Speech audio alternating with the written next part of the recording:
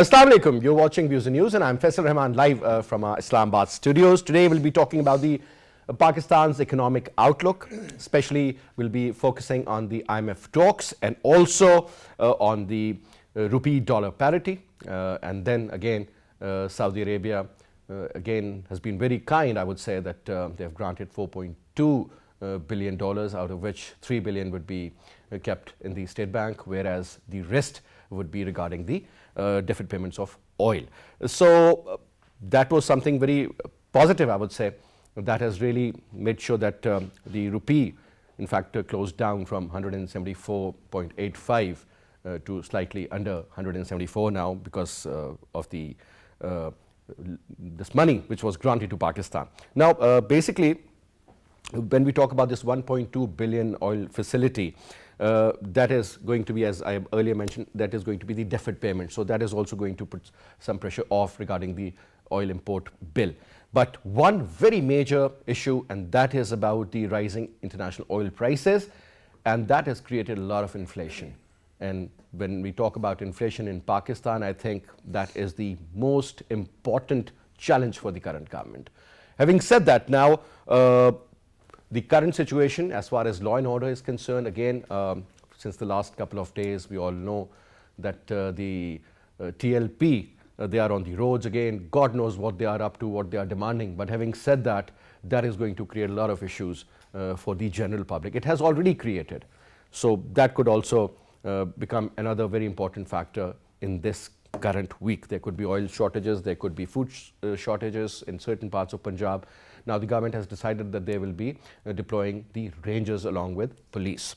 Now to talk, before I introduce you to our panelist, we have prepared a package on this particular issue. Let's watch that, and after that we'll continue our talk.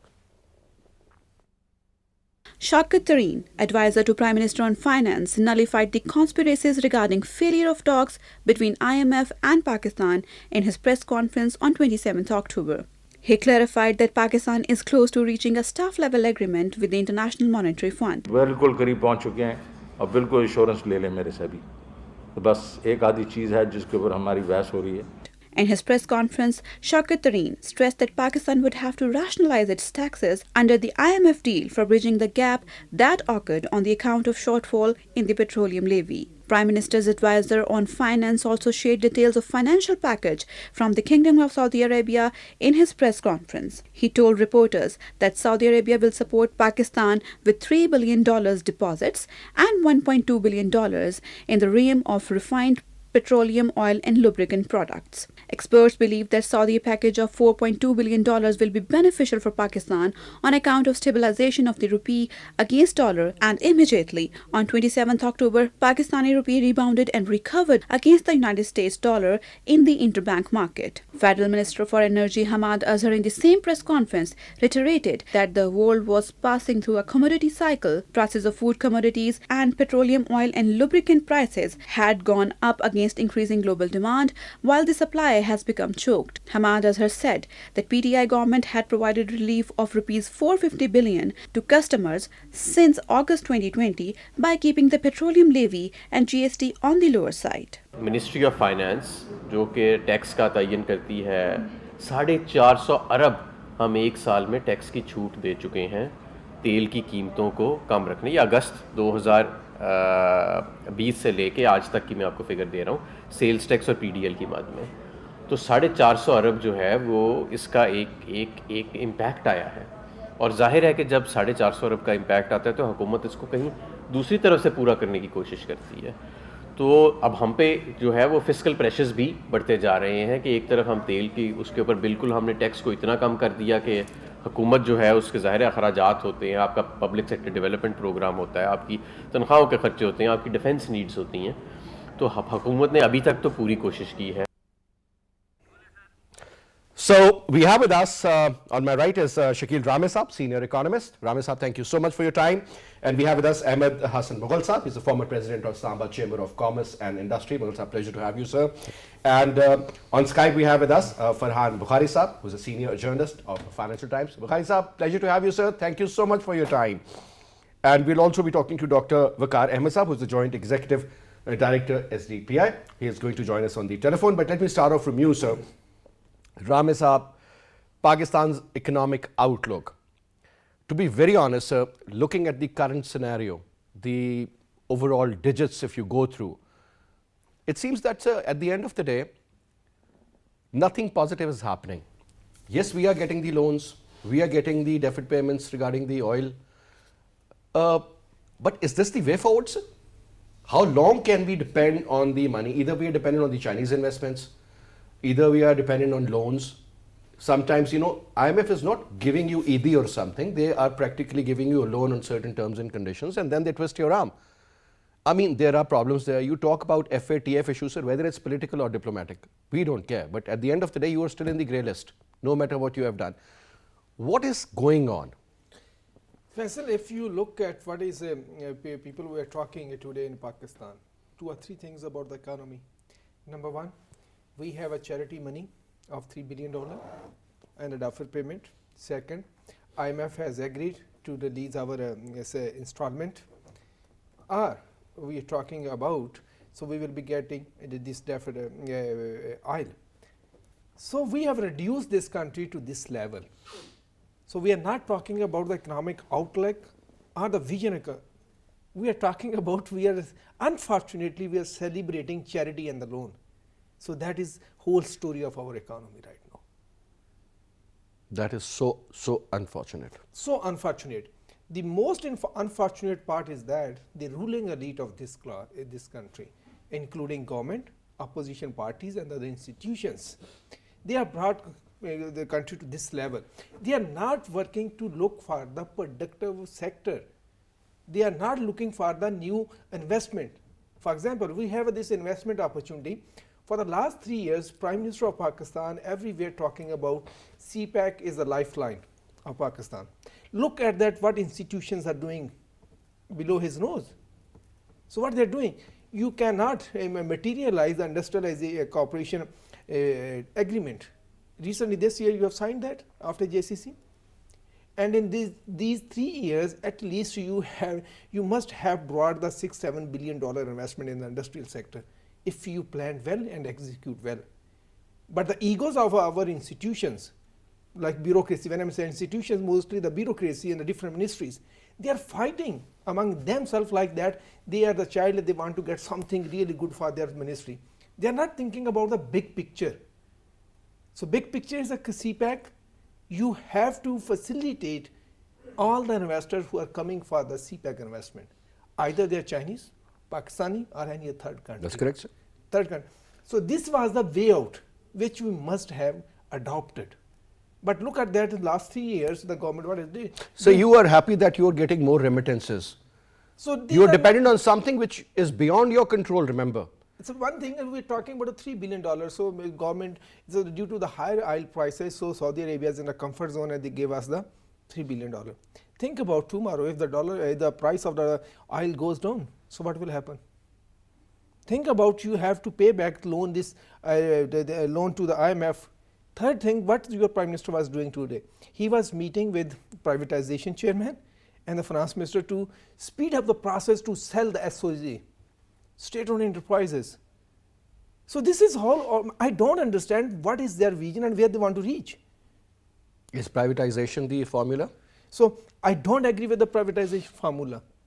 Personally, I don't agree. Maybe the Mughal Saab or some other economists, they agree. But I never buy I this. believe, sir, governance is the issue, whether it's the public sector or the private sector. Private sector. Why the private sector really does well as compared to the public? It's about the initiatives, it's about the commitment, it's about your productivity, your efficiency, your effectiveness, and overall that goal to achieve something. So what we are doing with, tell me one thing, Faisal, if those state-owned enterprises, they are not curable or they cannot make profit, then why private sector is interested to buy them?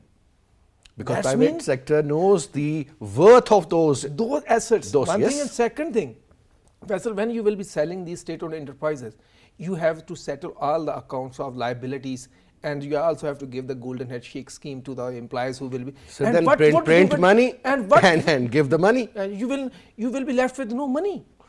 You That you is- will sell your asset and you will be without any money. That happened in the case of Argentina in 1990. And see where that peso went? So that's what I'm saying. So we have to look towards sustainable solutions. Sustainable solution is the production sector. You are agriculture. I totally agree with you, sir. You're talking about Saudi Arabia. Two things, if we can correctly make our policy and we can execute the policy, two areas can give us the billions of dollars. Number one, food. You know, the Saudi Arabia import 80% of their food. That's correct, And sir. it's a population of 34.81 million people. And their per capita consumption is much higher than the Pakistan. And they're looking for the halal food. One thing. Second thing, in the Vision 2030, Saudi Arabia have claimed in 2016 they were producing 2% for their defense from their domestic resources, and they were importing 98% of their domestic products. They made the commitment up to 2030. They will be at least making 50% of their defense products. And they will be able to do it. Even if they can do it, and why this can't we? is the area where Pakistan can make a lot of, Sir, if we have the as policy. they say, where there is a will, there is a way. Simple as that. Sir, Mughal Sahab, if you allow me, let me also bring in Bukhari Sahab now.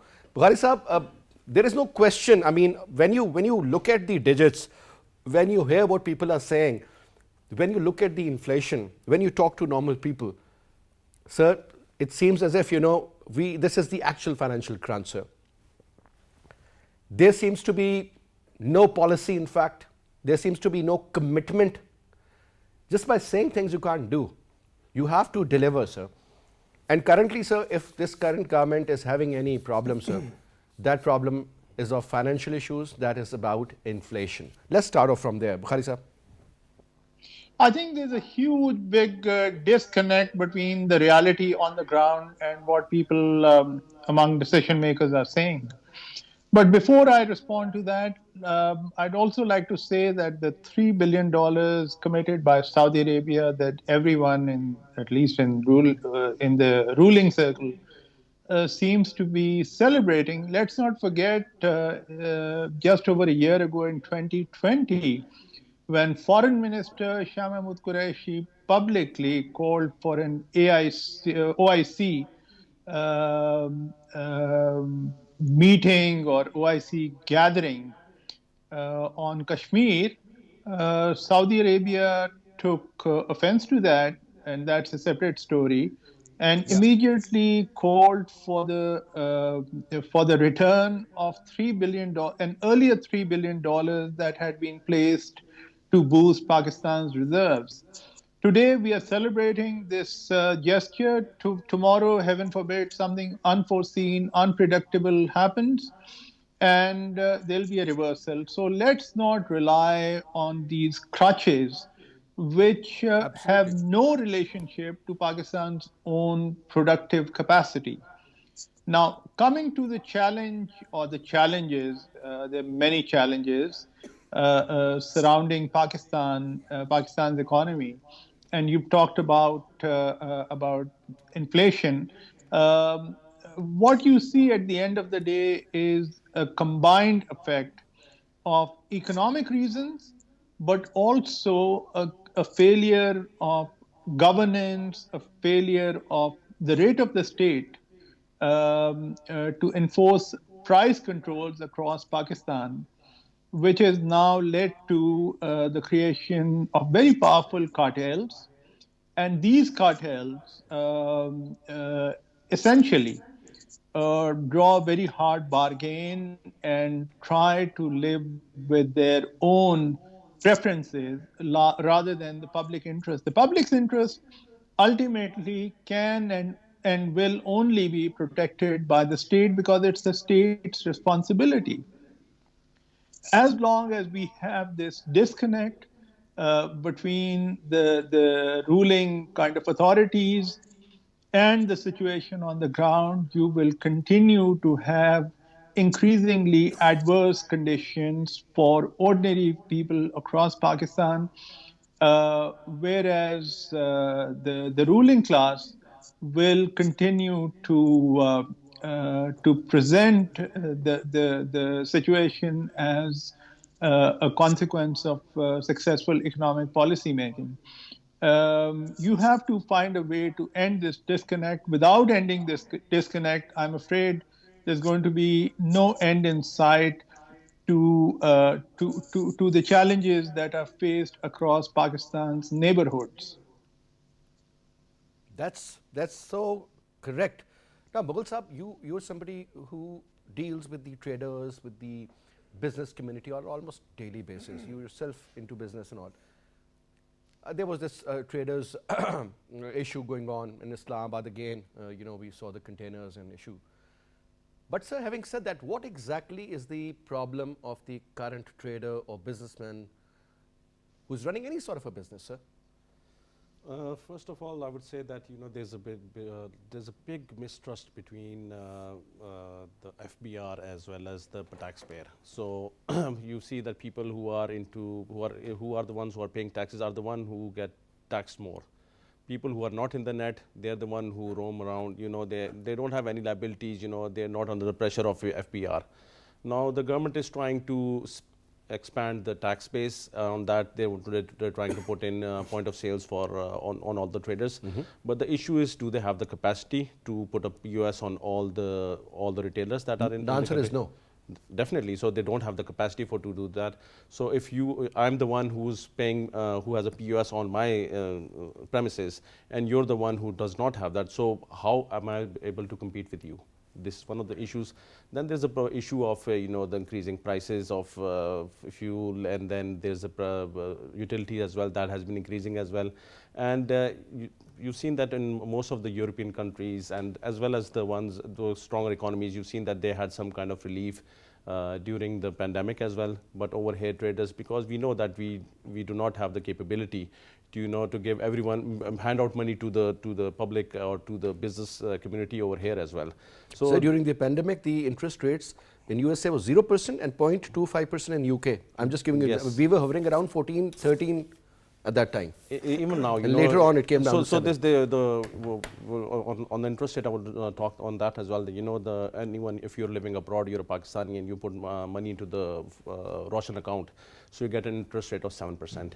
If you borrow money, if you're living in the UK, you can borrow money at 2.25%, maybe 2.5%, depending on your credit history. So you can take money from there, put it in Roshan account, and you'll be earning 5% without doing anything every year. So you have to look into these things as well. That we're taking, remittances are coming in, people are depositing money into these accounts as well. But the issue is that the interest rate that they're getting, that is not available anywhere else in the world. So everybody's happy, And that also in dollars, by the way. Definitely. So that's on that. On talking on dollar, then you come into last week. With this, there was a shortage of dollar. There was no dollar available in the market.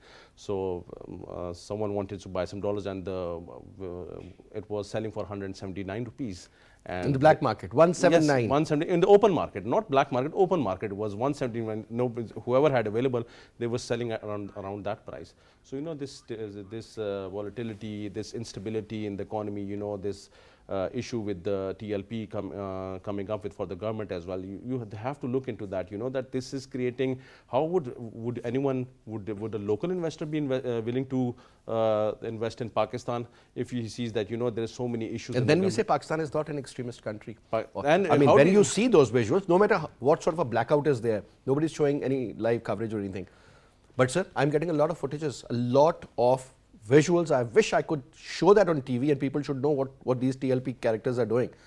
The problem is that, anyway, that is going to be a separate chapter altogether, but that is also ruining our economy, sir.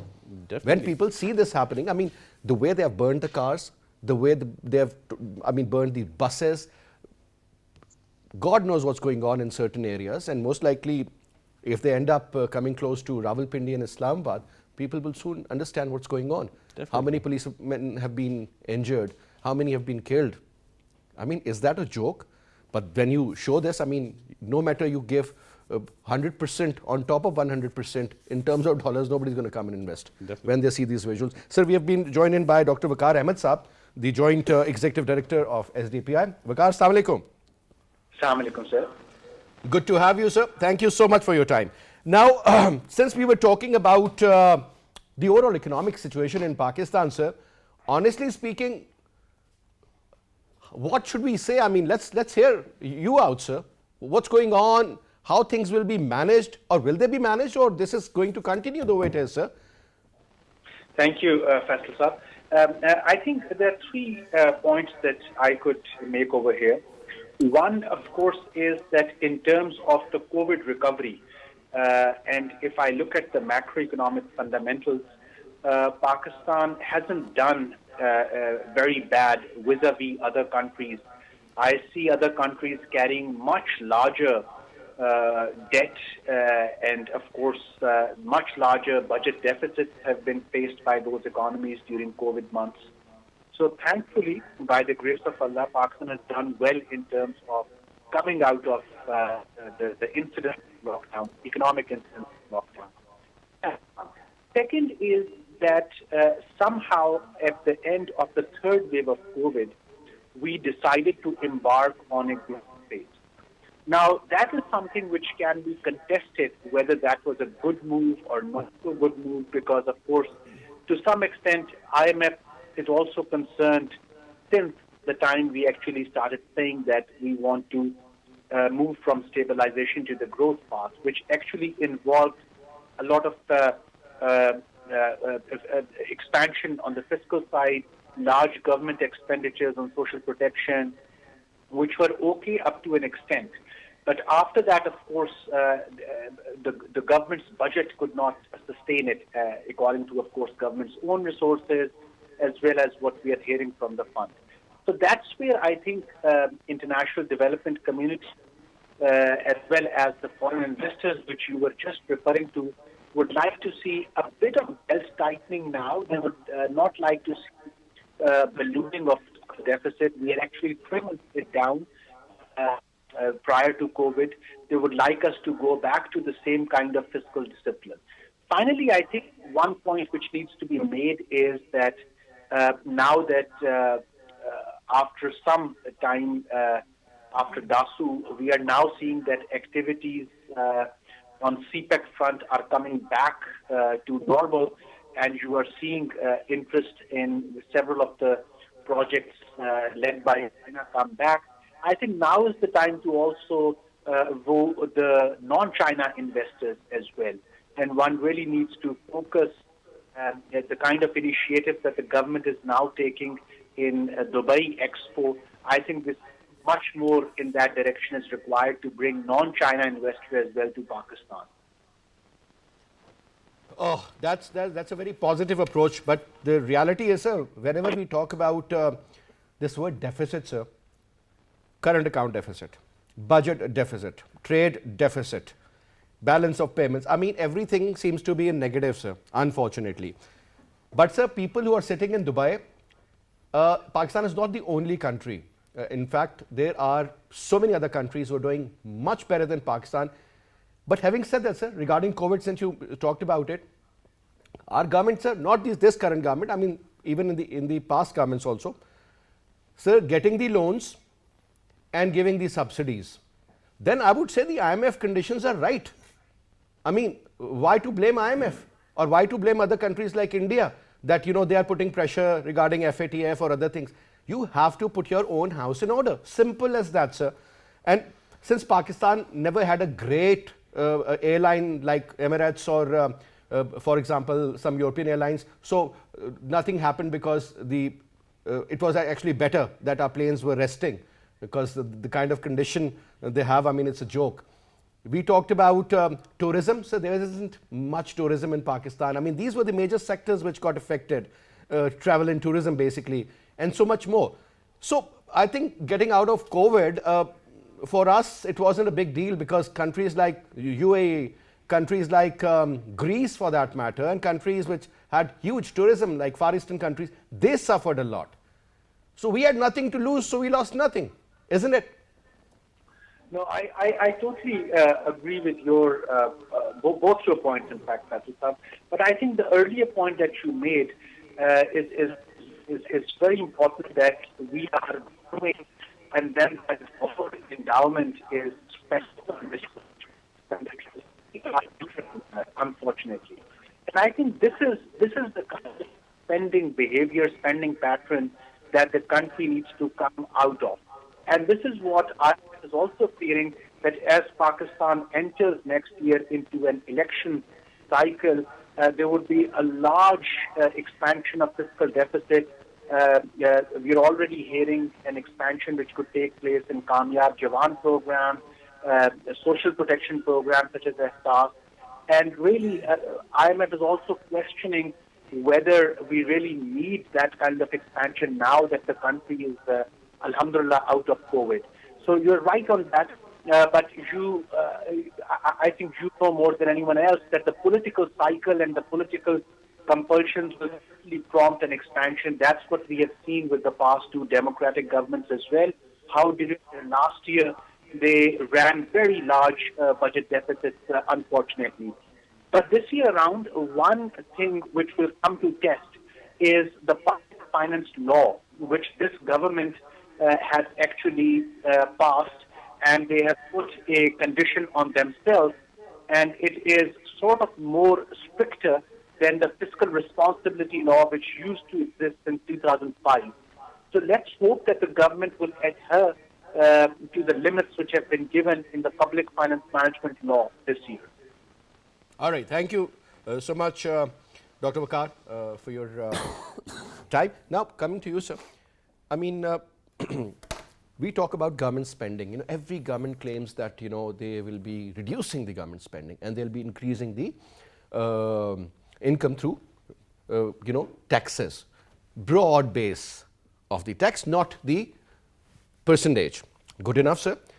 But, sir, when you forget about the rest of the world, so you go out and you see the way these government cars are being used by their families, by their kids, for their personal purposes, not for the actual job requirement, number one. Nobody dares to do that, to stop them and ask them, right, sir? I'm just starting off from the very basic, talking about the fuel. Nobody would be, since if you are allowed to have 500 litres of fuel, whether the price is 1,000 rupees a litre or it's free, it won't matter to you. It's about the number of litres you consume, right? This is what is happening, sir. You talk about the lights, the air conditioners, I mean the government, well, you know, keep it at 26, nobody does. Sir, government spending you cannot control because that's how you manage the system. You reduce the pay scale of the senior secretaries, reduce their fuel, and I can guarantee no work will be done. No file which takes about 5 years to move from place A to place B would be history, sir. Government spending, that is the most important area, sir. Everybody claims that we have reduced. No, sir. It's multiplying, and you know better. It's Faisal, when you say that the file will be not moving in the 5 years, the same is happening now. The files are they are at the same place where they were in the 3 years ago or 4 years ago. Then you talk about corruption. Then Malik Riaz is right that you know how to put ties under those files. Look, Faisal, there are 2 or 3 areas very important we have to look. First thing, when Waqar was talking about the Dubai, and you raised the point. So for the Dubai, sir, why Pakistan? Why not Bangladesh, Sri Lanka or India? I am telling you a real-time story. Or even Oman. I am telling you a real-time story. So German SMEs, they have the association, SME association. So chairman of that association, my friend, I was talking to him to come into the CPEC and the special economic zones. He said, look, Germans are very advanced, as well as SMEs are very advanced. Every day we receive 10 and thousands applications or the request to invest in the respective SSEs in different countries. So tell me what you are offering different. Why I should convince my SMEs to come to Pakistan? Is there anything different? And it was a surprise for me. So our no institution in Pakistan, they had did any comparative study of Pakistani SMEs and special economic zones and rest of the world. And SMEs, they are your backbone of your economy. As I'm saying, nobody has conducted these studies of special economic zone comparison. So what we are offering in special economic zones and what world is offering. The offer is very important. I just can give you one example. China and India, they started to build a special economic zone at the same time in the 1970s. Look at that, where China is and where India is. Because they implemented special economic zones with the spirit of that, they facilitated investors. They did not compromise on their national interest. They kept their SOEs in their business, but they also facilitated the foreign investors. So that is the other story. Now coming to when you talk to these secretaries or you are talking about to the ruling elite of this Pakistan, they talk a lot about the reforms. And from where this word is coming? From IMF, World Bank, or the bilateral donors? And who are their consultants? Try to find out. You will find so many government officials, indirectly or indirectly, who are benefiting from these consultancies. One thing. Second thing, this ruling elite of this class, they have made sure that only wisdom, or you can say that all the wisdom lies with foreign expats or the non-resident Pakistanis. The local, they don't have any wisdom to solve any issue. And they bring the people from the outside to give them suggestions where they don't know what is the ground reality. You know, Faisal, it is hurting us on two levels. One, so their experimentation failed, like Raza Bakar. So I was about to come to that part also. He brought the hot money in Pakistan, and Pakistan had to pay a very inflated interest rate on those money, and they'd gone within no time period. Well and done. One thing. Second, well done. Second thing, the people who are in the circle or who are working as expert in your circles or in the system, they feel discouraged. They said there's no benefit to work, because tomorrow they will be hiring some expert from the other country who will be coming and telling me what to do. Better is that get a scholarship, go outside, live there for a few years, enjoy the perks, and come back as the expert. One thing. Second thing, this ruling elite, there was one place which was helping Pakistan to some extent. Now this ruling elite has started to capture that place also. Look at the think tanks. So you will find out the retired secretaries, journals, and these all people who are roaming in these think tanks and delivering the lectures on reforms and everything. So independent research also has gone. So it never existed also, sir. So that is the unfortunate you know, when you hire a retired person for a job, that means once you are paying him on two fronts. One, he is getting his retirement benefit, and now he is getting inflated job benefits. One thing. And second thing, you are creating unemployment. You are creating distress among the young people. And then you introduce this SAS program and bring you take money from out, and you take money from out, you spend it, and you have to give it or back. print money and distribute it. And So God this knows, is I the mean, how whole long will this continue? This is a whole strategy. What are we trying but to still, if get out somebody of it? tries to talk about these things, he will be considered like that. He is a pessimist. He is like this. And I'll just come back to you. Farhan Saab, I mean, I gave this example yesterday also, but let me repeat it. You know, when we say that government of the elite, by the elite, for the elite. So I think this is perfectly right, sir, isn't it? Then this is what is going to happen. That is the outcome. Definitely that is the outcome, but the malaise is much deeper. And there are multiple issues surrounding Pakistan and with special reference to the economy. I was in a round table somewhere a few months ago, and each one of us was asked to identify one issue. And some of us took exception to that, shared 2 or 3. I was left to share just one, which is that fundamentally the biggest problem with Pakistan is that we are a non-law abiding country. That is where the root of the problem lies. Whether it's in everyday life or whether it's in matters right up to the structure, the operation of the government, the parliament, the political system, law and order often seems to be the missing element. There is at least one example of a country on the face of this earth which had great prospects but lost out because the law and order situation was very weak, and that is the case of Nigeria. In the 1970s, they struck oil, biggest oil producing economy in Africa, one of the bigger OPEC members, and look where they are today. Rampant, massive, widespread Corruption primarily. corruption. And that has really pulled them down in a phenomenal way. Unless Pakistan begins to not only update its legal system, its laws, and then also begins enforcing them across the board for everyone, unless that fundamental change begins to happen in Pakistan, I'm afraid Pakistan's outlook will remain very weak for the foreseeable future.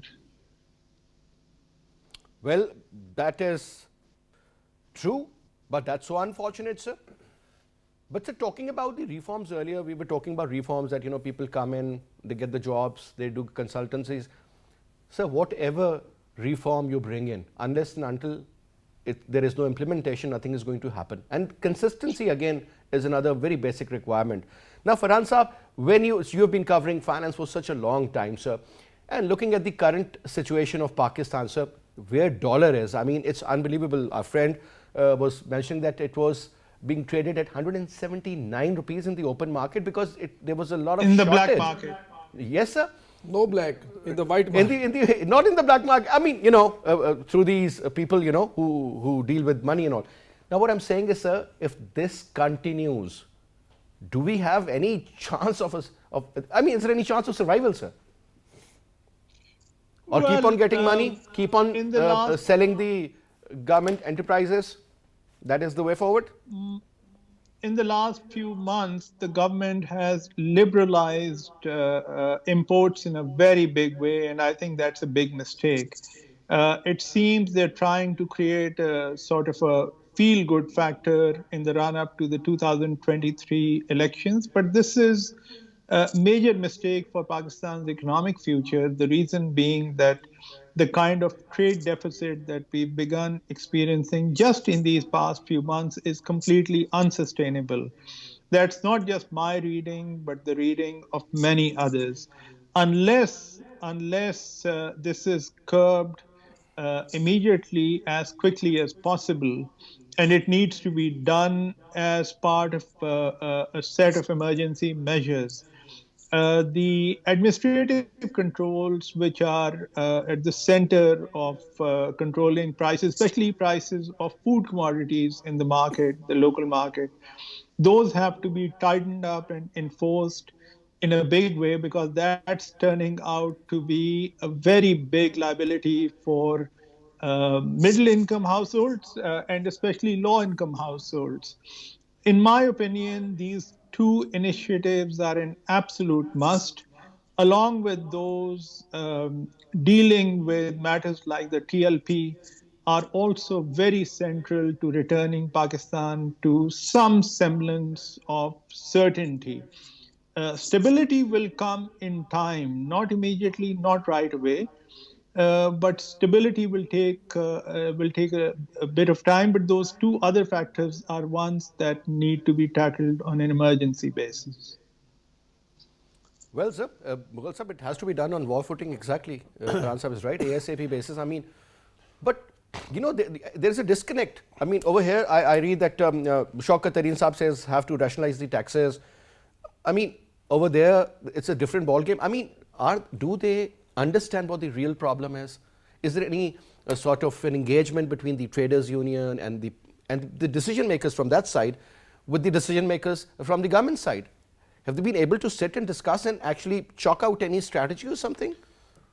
See, this is what the problem is, that what is the benefit of, you discussed it in your program so many times, what is the benefit for you paying taxes? What are you getting in return? Nothing. The only thing that you'll get in return is you're going to be harassed by FPR. Most probably you'll be getting notices. Why would anybody be willing to get into the tax net? There is no benefit in that. There's only harassment. So there's a big mistrust between taxpayer as well as the tax collector. So we look into so that. Every single government had the same. I was talking to someone who was like edible oil manufacturer today, and he said that because there was some government has put some new taxes on edible oil, so because of that we've raised the prices. So it doesn't make a difference to him. He's going to pass on the cost, the taxes on the consumer over there. Yeah. So this is what happened. How they need to rationalize taxes? They need to lower the tax net, the tax rate. The tax rate. They need to lower the tax rates. That is how it's going to be rationalized. If there is, you've seen they've reduced some taxes in the restaurant industry in Pakistan, in Islamabad especially. They've gone down from 17.5 to 7.5% now. So people do not have an incentive, to evade taxes, because and the collection is almost the same. So you have to look into that. You go into rental income. There's so many things you have to go into. You have to rationalize that, goes up to 25%, 30% goes on your rental income, depending on what rental income you're earning. So government has to look into that, and there has to be trust.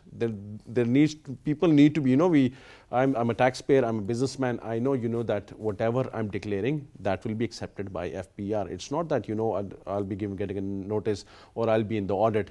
If someone gets randomly selected for audit, it's like a very difficult situation for that person, that he's getting then he'll be how they have to make the tax tax payment method easier. The tax filing system has to be made easier. If you have probably like 100,000 people in a big city like Karachi, how many people are able to file the tax forms? I've got education, I've got degree in business over there, but I still have someone who files my taxes. They have to make it simple, and they have to rationalize the percentage of the taxes that they want to collect. And if they're going to keep the taxes high, if the taxes are high, there's a bigger incentive for someone not to pay it. How can two businesses compete with each other if one is paying taxes and there's a person who's not? So they have to look into that as well. The share of our industry in our GDP is around about 19%. And what is the share in our tax? 70%.